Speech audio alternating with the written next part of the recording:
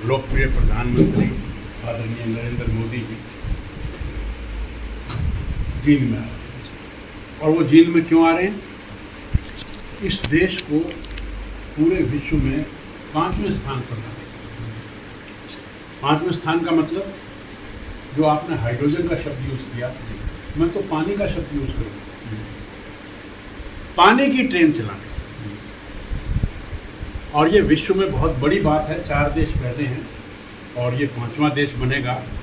हिंदुस्तान में जो ट्रेन्स हैं वो पानी से चलेंगी, और पानी से चलने का मतलब ये है कि प्रदूषण कितना कम होगा, इस बात का आप अंदाज़ा लगा सकते हैं। ना तो वो डीजल से चलेगा, ना वो पेट्रोल से चलेगा, और रेल पानी से चलेगी। पानी में इंजन में पानी भरा जाएगा। अब पानी से वो आगे साइंटिस्ट क्या करते हैं, हाइड्रोजन बनाते हैं, कैसे बनाते हैं, ये उनका है। लेकिन पर हम तो ये कहेंगे ना कि पानी से ट्रेन चले, और उसका उद्घाटन, अब उसका उद्घाटन तो आदरणीय मोदी जी कर रहे हैं, आदरणीय मुख्यमंत्री चौधरी नायब सिंह जी भी रहेंगे। लेकिन संदेश जो है प्रदूषण को कम करना है। आइए दीपक जी इधर आइए। प्रदूषण को कम करना है, तो वो क्योंकि आएंगे, और हरियाणा से पूरी जनता वहाँ आएगी। और ये कार्यक्रम केवल जींद में नहीं हो रहा है, ये कार्यक्रम हरियाणा में 4 जगह और भी हो रहा है। भिवानी में हो रहा है, अम्बाला में हो रहा है, इस तरह से कुरुक्षेत्र में हो रहा है, एक जगह और भी है। ऐसे 5 जगह ये कार्यक्रम होगा। जो मुख्य स्थान है वो जींद होगा, और जींद से क्योंकि ये ट्रेन चल रही है और सोनीपत तक के लिए चलेगी, और इसका ट्रायल ऑलरेडी चल रहा है। तो अब प्रदूषण को एक मिनट, जब प्रदूषण कम करना है तो उन्होंने एक बात और रखी। उन्होंने कहा कि जो रैली में कार्यकर्ता हमारे, जो जनता आएगी, वो भी प्रदूषण नहीं करेगी। तो इसलिए जितने भी लोग आएँ वो सब या तो इलेक्ट्रिकल व्हीकल से आएँ, और या साइकिलों पर आएँ, या पैदल आएँ। अब 2-3 किलोमीटर तक के लोग तो पैदल भी आएंगे, और 5-7 किलोमीटर तक के लोग साइकिलों पर आएंगे, और 15, 20, 25 किलोमीटर तक के लोग जो हैं वो ई रिक्शा पर आएंगे। और उसके बाद भी जो लगभग 40 कॉन्स्टिट्यूंसीज के लोग वहाँ आएंगे, वो भी इलेक्ट्रिक बसों से या सीएनजी की बसों से आएंगे। यानी कि मैं भी यहाँ से जाऊँगा तो मेरी गाड़ी पेट्रोल की है, मैं उसमें नहीं जाऊँगा। आदरणीय प्रवीण जी हमारे मेयर हैं, वो भी जाएंगे, तो वो भी सीएनजी की गाड़ी का या इलेक्ट्रिकल गाड़ी की व्यवस्था करके जाएंगे। जितने हमारे बीच में रामचंद्र जी भी हैं, हमारे बीच में जी भी हैं, भानु जी भी हैं। तो ये जो मैसेज है, यानी कि कहना और करना, जो कहा वो करा। प्रदूषण से बचाना है तो रैली में भी वो इको फ्रेंडली रैली की।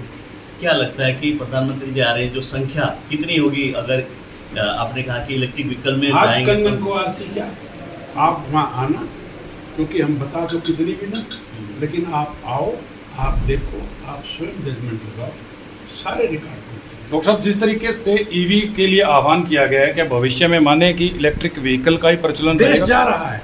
देश जो है वो प्रदूषण हटाने के लिए जा रहा है, और वो सस्ते के भी की ओर जा रहा है। पानी से ट्रेन चलेगी तो क्या लगेगा जी। डॉक्टर साहब, एक सवाल और है, जैसे कि ठीक है गाड़ियाँ हैं, ट्रेन है, इलेक्ट्रिक व्हीकल है, वहीं पे 2 व्हीलर की बात आती है।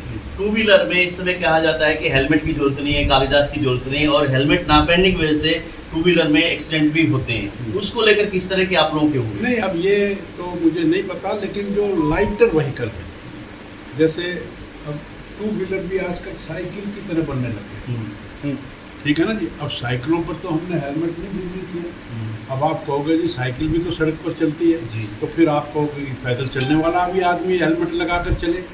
तो हर चीज़ की रीजनिंग को हम ऐसे नहीं आंक सकते। आमतौर पर एक्सीडेंट जो तेज चलता है उस पर ज़्यादा खतरा है, तो इसलिए उसी से बचाने के लिए ये हेलमेट की आवश्यकता है। लेकिन जो लाइटर व्हीकल हैं उनमें अगर छोड़ भी दिया जाए तो ये जो भी ऊपर से एक्ट बना होगा वो ठीक ही होगा। डॉक्टर साहब, एक तरफ जहां ईवी को बढ़ावा दिया जा रहा है, वहीं पर रजिस्ट्रेशन को लेके काफ़ी सारे सवाल खड़े होते हैं। चंडीगढ़ से लोग रजिस्ट्रेशन कराते हैं तो छूट मिल जाती है, लेकिन हरियाणा में अभी भी कुछ समस्याएं हैं। क्या निकट भविष्य में वो निपटाई जाएगी? एक विषय को आप पर्टिकुलर नहीं ले सकते। अब यहाँ लगभग 30 स्टेट हैं अब 30 स्टेट में कहीं कोई चीज़ महंगी है, कहीं कोई कम है। अब आप एक उसी चीज़ का उदाहरण दो कर दीजिए, वहाँ सस्ती है, तो चंडीगढ़ में और कितने खर्चे हैं, आप उनका भी तो उदाहरण नहीं, हम दीजिए ना। उम्मीद करें कि अब हरियाणा में अगर कोई रजिस्ट्रेशन कराएगा तो आने वाले भविष्य के अंदर उनको भी वो छूट जो चंडीगढ़ मिल रही है हमें बाकी मिलेगी। सब परिस्थितियों को देखते हुए जो लोगों के द्वारा the government is of the people, for the people and by the people. जी, तो जिस सरकार को इस प्रदेश की जनता ने चुना है, वो विधानसभा में बैठकर जो एक्ट बनाएगी वो यहाँ की जनता की फ़ायदे के लिए होंगे, उनकी सेफ्टी और सिक्योरिटी के लिए होंगे, तो उसके हिसाब से प्रदेश चले। डॉक्टर साहब, जैसे पिछले वर्षों में आप जैसे मंत्री थे, उस कार्यकाल में अपने बरसाती नाले बनाए थे बहुत सारे। इस समय बहुत सारी जगह वो जो नाले उसके ऊपर के ढक्कन उखड़े हुए हैं, वहाँ पे लोगों के एक्सीडेंट होने के खतरे, पशु गिरने के खतरे बहुत सारे शहरों में हैं। वो ठीक करवाएंगे हम, ओपनिंग है ना हमारे साथ। डॉक्टर साहब उम्मीद करें गुड़गांव जैसा हाल नहीं होगा। हिसार नगर की जो नहीं, गुड़गांव जैसा पहली बारिश में जल भरा हुआ है, सब हम भयंकर भरा। हम तो बढ़ रहे हैं, हम तो गुड़गांव से भी ऊपर जाने की बात कर रहे हैं, हम अग्रसेन ग्लोबल सिटी की बात कर रहे हैं। गुड़गांव में एयरपोर्ट कहाँ है? यहाँ तो आप गुड़गांव जैसी क्यों कर रहे हो? हम तो गुड़गांव से बेहतर हैं। मैं जल भराव को लेकर पूछना चाह रहा था डॉक्टर साहब। पहली बारिश में बहुत भयंकर रूप से जल भरा हुआ है। हाँ, पूरा जल प्रभाव की जो परिस्थिति है वो हिसार में भी अलग अलग एरियाज की, जैसे आप 33 सेक्टर लेंगे, वो निचाई पर है जी, वो 206-7 मीटर समुंदर से हाइट पर है। बाकी जो हिसार है वो 213-14 मीटर की हाइट पर है। तो बारिश में जो लो एरिया है वहाँ पर जल भराव होना स्वाभाविक है। तो इस तरह से अलग अलग परिस्थितियों में अलग अलग शहर की पोजीशन होती है। डॉक्टर साहब एक अहम सवाल ले लेता हूँ, बरसात आएगी तो जल भराव भी होगा, क्या उम्मीद करें कि जल भराव से निपटारा जल्द से जल्द करेगा? निपटारा जरूर होगा, पक्का होगा, जल्दी होगा, अच्छा होगा। तो मेरे साहब आप क्या कहेंगे, तैयारी कैसी है बरसाती ये पानी की निकासी को लेकर? लगाया जा रहा है और जल भराव ना हो इसकी लगातार चिंता की जा रही है। कुछ एरिया लो लाइन एरिया जो जैसे डॉक्टर साहब ने बताया, तो उनकी भी चिंता की जा रही है कि वहाँ पर मोटर, पानी, बिजली इन सब दुरुस्त रहें ताकि टाइम से मोटर वगैरह चला के हम निकाल सकें। और नालों वगैरह की सफाई का पर्पज़ यही रहता है कि ताकि जहाँ ग्रेविटी से जाता है तो वहाँ पर वो फ्री फ्लो रहे और निकल जाए। आपको डेफिनेटली जो है इस बारी जल भराव में पिछली बार से फ़र्क मिलेगा। मेयर साहब अक्सर हम लोग क्या करते हैं, कुछ भी इस्तेमाल करके प्लास्टिक या फिर ऐसा वेस्ट है ना उसको फेंक देते हैं, वो जाता है सीवर में, वो रुकावट के लिए कारण बनता है। क्या शहरवासियों से कोई निवेदन करना चाहेंगे? जनता जनार्दन को मैं लगातार जागरूक कर रहे हैं और जनता जागरूक हो भी रही है। और मैं आपके माध्यम से हिसार की जनता को धन्यवाद भी करना चाहूँगा कि जब से ये अभियान छेड़ा है उन्होंने भी, जनता ने भी बहुत साथ दिया है। तो जो सड़क पर कचरा नहीं फेंक रहे हैं, डोर टू डोर गाड़ियाँ सबके घर में आ रही हैं और सभी लोग कोऑपरेट कर रहे हैं। मतलब कोई ऐसा घर या व्यावसायिक प्रतिष्ठान ऐसा नहीं है जहाँ गाड़ी नहीं आ रही। अगर फिर भी किसी को ये लगता है तो वो हमें तुरंत सूचना दे, हम वेरी नेक्स्ट डे इस चीज़ की व्यवस्था। हिसार की जो सब्जी मंडी है, आप लोगों ने उसमें सफाई का तो विशेष अभियान चलाया हुआ है, बट प्रॉपर ढंग से नहीं पहुँच पाई है। दूसरा उसमें गायों का एक बहुत आतंक है, वहाँ के जो दुकानदार है वो भी परेशान है। कोई भी सब्जी लेने के लिए जाते हैं, महिला पुरुष है, 1 मिनट में उनके थैले से उपाड़ देती है। तो देखो, उसका कोई सफाई का जो आपने बात की, ये एक निरंतर प्रक्रिया है। बहुत सारे लोगों ने, बहुत सारे नागरिकों ने इसमें कोऑपरेट किया है और पहले से सफाई व्यवस्था सुधरी हुई है। जब मैं शुरू में बना था तो बहुत सारे हमने कचरा पॉइंट ख़त्म किए थे, वो आज भी जो है साफ़ सुथरे हैं। लेकिन फिर भी कुछ लोगों को जो है ये चीज़ अगर वो नहीं कर रहे हैं तो लगातार निगम की तरफ से चालान काटे जा रहे हैं। लगातार जो है उसमें जो है प्रयास करके सफाई पे पूरा ध्यान दिया जा रहा है। अगली बात जो आपने बताई कि जो गाय का है, आप देखिए कि पहले 5000 या इससे भी अधिक आज भी हमारे जंडूर गौशाला में नंदीवंश, गोवंश वहाँ पर है। अगर ये सब अगर वहाँ पर नहीं भेजा होता तो आप सोचो सड़क पर क्या होता। फिर भी मैं ये कह रहा हूँ कि जो भी बाकी रह गए हैं, अभी पीछे गौ सेवा आयोग के चेयरमैन आदरणीय श्रवण कुमार जी भी आए थे और विस्तृत एक योजना पर बात हुई थी।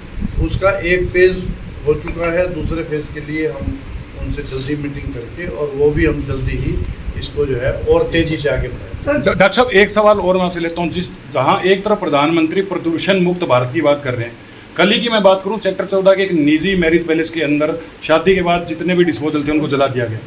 इस तरीके के तो काम करते हैं लोग, खेत में पराली जलते हैं तो चलान करते हैं, लेकिन मैरिज पैलेस के अंदर प्लास्टिक जलता है तो कोई चलान नहीं होता। ऐसा कोई आपने बताया है तो मैं आदरणीय पोपली जी से प्रार्थना करूंगा, आपके सामने ही है, कि इस मैटर की गहन इन्वेस्टिगेशन करके और प्रॉपर एक्शन है। ठीक है सर, मार्केट कमेटी के जो क्वार्टर बने हुए हैं वो बिल्कुल खंडर हो चुके हैं, 46 साल पुराने क्वार्टर हैं और 55 जो है परिवार उसमें रह रहे हैं, तो वो बहुत ज़्यादा जर्जर है। मतलब बारिश के मौसम में वो लोग रात को बैठकर रात बिताते हैं।